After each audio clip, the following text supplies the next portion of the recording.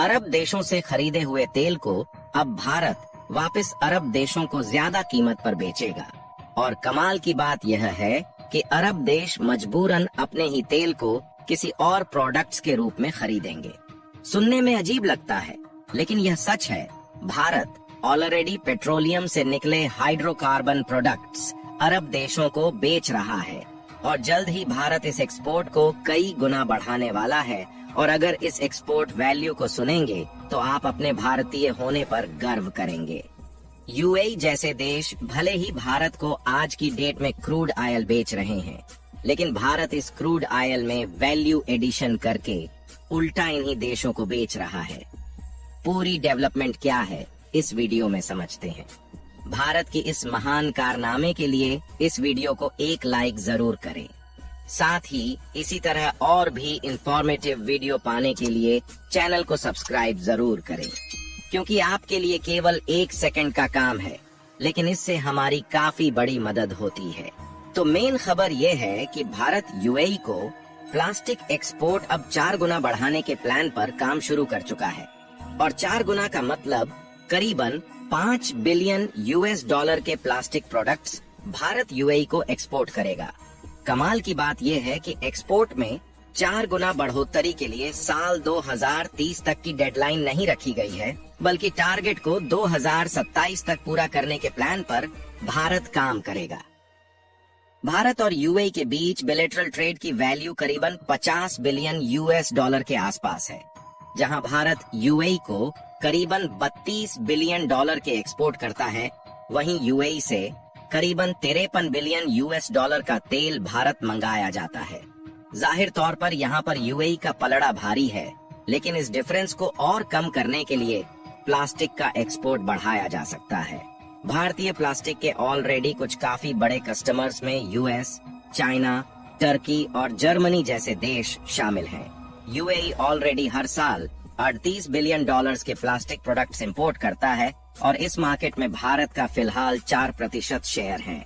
कीमत से समझे तो भारत यूएई को करीबन $1.7 बिलियन की प्लास्टिक एक्सपोर्ट करता है। चीनी मार्केट के 20% से ज्यादा शेयर पर डोमिनेंट है, लेकिन भारत को यूएई की मार्केट में बढ़ने का पोटेंशियल नजर आ चुका है और भारत में इसके लिए हाइड्रोकार्बन के प्रोडक्शन को अब बढ़ाया जा रहा है। इस रिपोर्ट में यह बताया गया है कि प्लास्टिक पैलेट्स के अलावा भारत से फिनिश प्लास्टिक जैसे कि plastic films, fabric, consumer products और हाउसवेयर जैसी चीजें यूएई को एक्सपोर्ट होती है। दरअसल यूएई भारत के बीच कुछ दिनों पहले सीएपीए एग्रीमेंट साइन हुआ था। सीएपीए मतलब कॉम्प्रिहेंसिव इकोनॉमिक पार्टनरशिप एग्रीमेंट। इस एग्रीमेंट के अंतर्गत भारत और यूएई के बीच इकोनॉमिक कोऑपरेशन बढ़ाने पर सहमति बनी थी, जिससे इन दोनों देशों के बीच ट्रेडिंग बैलेंस को कम किया जा सके।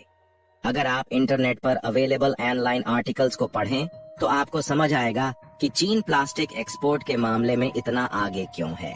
इसकी कई सारी वजह हैं, लेकिन मेन वजह रिसाइकलिंग मैनेजमेंट है, जहां चीन में अराउंड 50% प्लास्टिक रिसाइकलिंग इकोसिस्टम मौजूद है। वहीं भारत में परसेंटेज अराउंड 30% के आसपास है। इन सभी आर्टिकल में एक बात कॉमन थी कि चीन नॉन बायोडिग्रेडेबल प्लास्टिक स्क्रैप के इंपोर्ट पर बैन लगा चुका है, लेकिन भारत में प्लास्टिक स्क्रैप अभी भी डंप किया जा रहा है और वह भी डेवलप्ड देशों से। हो यह रहा है कि भारत में रिसाइकलिंग रेट लगभग कांस्टेंट है, लेकिन प्लास्टिक का डंपिंग रेट कई गुना बढ़ चुका है, जिसकी वजह से खतरनाक प्लास्टिक को ठिकाने लगाना मुश्किल हो चुका है। फिर भी इस मुश्किल को आसान बनाने और इस कचरे से मोटा मुनाफा कमाने के लिए नए एक्सपोर्ट मार्केट ढूंढे जा रहे हैं।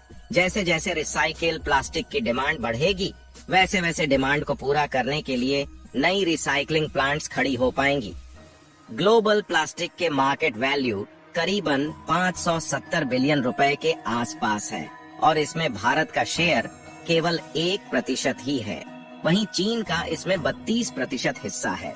भारत चीन के आसपास भी नहीं आता और शायद आने वाले 15 सालों तक भी चीन को इस सेक्टर में बीट नहीं किया जा सकता।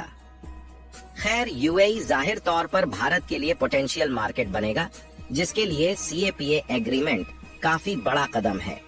इसके अलावा भारत की कंपनियों को एक बहुत बड़ा फायदा होने जा रहा है, क्योंकि पूरी दुनिया से भिड़ने की आदत से मजबूर चीन अब भारत का फायदा करा बैठा है और यूरोप के काफी बड़े फैसले से चीन को अब तक का सबसे बड़ा धक्का लगा है। जाहिर तौर पर चीन का नुकसान मतलब भारत का फायदा।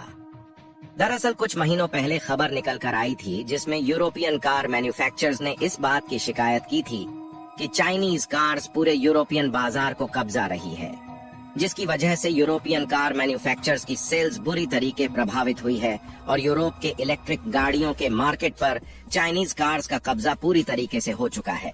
अब कमाल की बात सुनिए, चाइनीज इलेक्ट्रिक गाड़ियों के अलावा टेस्ला, रेनो और BMW की इलेक्ट्रिक कार भी एक हाई लेवल पर चाइना में प्रोड्यूस की जा रही है और फिर इन्हें यहाँ से यूरोपियन मार्केट में एक्सपोर्ट किया जा रहा है। जाहिर तौर पर चीन में प्रोड्यूस होने की वजह से गाड़ियाँ यूरोपियन मार्केट में काफी ज्यादा कॉम्पिटिटिव हो जाती हैं, जिसकी वजह से यूरोप में बनी गाड़ियों की खरीदार काफी तेजी से घटने लगे हैं। मेन खबर ये है कि चीन से इंपोर्ट होने वाली इलेक्ट्रिक कार को लेकर सितंबर में इन्वेस्टिगेशन शुरू हो चुकी थी और यह अभी भी कायम है, लेकिन इस छानबीन के खत्म होने से पहले ही फ्रांस ने चीनी गाड़ियों पर धावा बोल दिया है और अब हुआ ये है कि फ्रांस ने इलेक्ट्रिक गाड़ियों के ऊपर सब्सिडी देना शुरू कर दिया है और केवल उन्हीं गाड़ियों को इस लिस्ट में जगह दी गई है जो नॉन चाइनीज है। मतलब ये कि फ्रांस केवल उन्हीं गाड़ियों की खरीद पर इंसेंटिव देने वाला है जो चीन को छोड़कर दुनिया में कहीं भी बनी हो। इनफैक्ट टेस्ला मॉडल 3, जिसे अब भी चीन में बनाने के बाद यूरोप में एक्सपोर्ट किया जा रहा है, लेकिन इस मॉडल को भी इंसेंटिव से बाहर रखा गया है। MG, BYD और डासिया स्प्रिंग जैसी चाइनीज इलेक्ट्रिक कार पर से सब्सिडी छीन ली गई है और इसके बाद इन गाड़ियों के रेट्स में 5,000 से 10,000 यूरो का उछाल आया है और प्रैक्टिकली ये गाड़ियां यूरोप के ज्यादातर लोगों के बजट से बाहर निकल चुकी हैं। कमाल की बात यह है कि साउथ कोरिया, वियतनाम और भारत से इंपोर्टेड गाड़ियों पर यह सब्सिडी अभी भी जारी है और यह खबर ऐसे टाइम पर आई है जब मारुति सुजुकी, महिंद्रा और टाटा भारत में बनी अपनी इलेक्ट्रिक कार जल्द ही यूरोपीय देशों को एक्सपोर्ट करने वाली है। इस कदम से फ्रांस ने यह बात तो साफ कर दी है कि फ्रांस किसी भी सूरत में चीनी गाड़ियों को अपने देश में जगह नहीं देने वाला।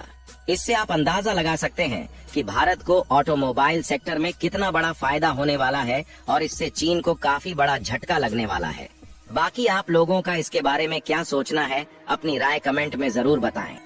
इस वीडियो को एक लाइक जरूर करें और अपने दोस्तों तक इस वीडियो को शेयर करें ताकि उन्हें भी जानकारी मिल सके। इसी तरह और भी नॉलेजेबल वीडियो देखने के लिए अपने भरोसेमंद चैनल को सब्सक्राइब करके बेल नोटिफिकेशन को ऑल पर जरूर रखें।